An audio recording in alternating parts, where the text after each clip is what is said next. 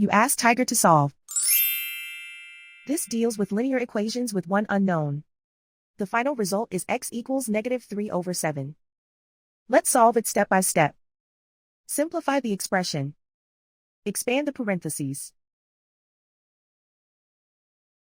Simplify the arithmetic. Expand the parentheses. Multiply the coefficients. Simplify the arithmetic. Group all x terms on the left side of the equation. Add 4x to both sides. Group like terms. Simplify the arithmetic. Group like terms. Simplify the arithmetic.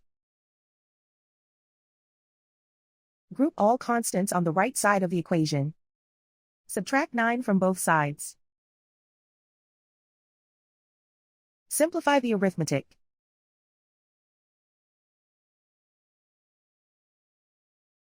Isolate the x. Divide both sides by 7.